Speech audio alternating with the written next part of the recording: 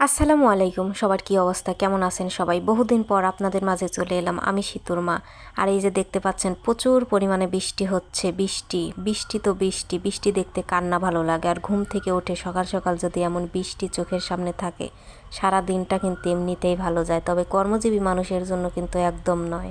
এত পরিমাণে বৃষ্টি হচ্ছিল, এই যে রাস্তাঘাট সব কিছু একদম ডুবে যাচ্ছিল। আর বৃষ্টিটা শুরু হয়েছিল একদম ভোর রাত থেকে, এখন কিন্তু প্রায় 9টা বাজে, কিন্তু বৃষ্টি থামার কোনো নামগন্ধ নেই।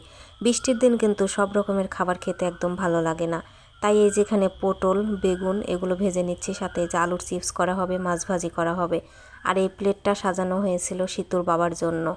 খিচুড়ি তো আমার অনেক বেশি পছন্দের। গরম, শীত, বৃষ্টি সব সময়ই আমার খিচুড়ি ভালো লাগে। আর এই খিচুড়ির কালারটা কিন্তু আরও ভালো ছিল, জানি না কেন যেন ক্যামেরার মধ্যে একদম হালকা হালকা মনে হচ্ছে। এখানে সালাদ হিসাবে লেবু, কাঁচামরিচ, শসা আর এই যে পেঁয়াজ নেওয়া হয়েছিল, আর একটু ভর্তা, বেগুন ভাজি, এই যে যা যা দেখিয়েছিলাম সেই।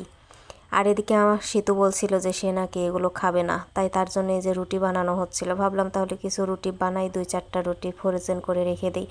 আর ফ্রোজেন করে রেখে দিলে কিন্তু কাজটা অনেক সুবিধার হয়, সব সময় কিন্তু রুটি বানাতে ইচ্ছা করে না। আর এই রুটি জিনিসটা বাচ্চারা কিন্তু অনেক বেশি পছন্দ করে, শুকনা সকল খাবারেই তারা পছন্দ করে। এই যে রুটিগুলো আমি একটা একটা করে ভেজে নিচ্ছিলাম, আর যেগুলো ফ্রোজেন করার প্রয়োজন ছিল সেগুলো আমি অলরেডি আগে থেকে হালকা সেকে ঠান্ডা হতে দিয়েছি। আর এখানে এই যে প্রেশার কুকারে একদম হাতে মাখিয়ে মাংস বসিয়ে দিচ্ছি, কোনো কষানো হবে না, কেননা কোনো কাজ করতে ইচ্ছা করছে না এমনিতে বৃষ্টির দিন।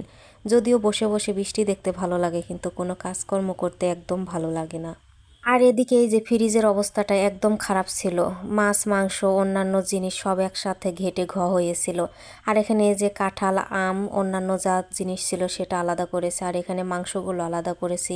কিছু রান্না খাবার ছিল সেগুলোও রেখে দিয়েছি বক্সে, অবশ্য আগে থেকেই ছিল, একটু গুছিয়ে নিয়েছি। আর এখানে এই যে মাছগুলো আলাদা করে নিয়েছি, কেননা মাছ, মাংস সব কিছু একসঙ্গে থাকলে খুঁজে পাওয়াটা একটু কষ্টসাধ্য হয়ে ওঠে। আর এই যে এটা ছিল মুরগির মাংস, বাড়িতে পালিত ব্রয়লার মুরগির মাংস। আর এই ফ্রিজ পরিষ্কার করতে গিয়ে, পরিষ্কার বলতে কি গোছাতে গিয়ে চোখে পড়েছিল এই যে সেমাই রান্না করে রেখেছিলাম, তো ভাবলাম একটুখানি খাই। এখন না খেলে আর খাওয়া হবে না, ফ্রিজেই পড়ে থাকবে, এমনকি দেখা যাবে 1 সপ্তাহ পর নষ্ট হয়ে গিয়েছে। এটা ছিল লাচ্ছা সেমাই, যেগুলো ওই যে হাতে বানিয়ে ঈদের মধ্যে বিক্রি করে সেগুলো। আর আমার কিন্তু লাচ্ছার থেকে ওই কাঠি সেমাইগুলো খেতে ভালো লাগে। অনেকে কিন্তু এই লাচ্ছা সেমাই পছন্দ করে, আবার অনেকে কাঠি সেমাই। তো এই যে বৃষ্টি হচ্ছে তো হচ্ছে, এখন কিন্তু ছিল বিকেলবেলা, তারপরও কিন্তু বৃষ্টি থামার কোনো উপায় ছিল না। আর এই যে কচু পাতার মধ্যে কিন্তু পানি পড়ছিল বৃষ্টির, তবে সেটা কিন্তু আবার গড়িয়ে যাচ্ছিল, দেখতে আমার খুব ভালো লাগছিল।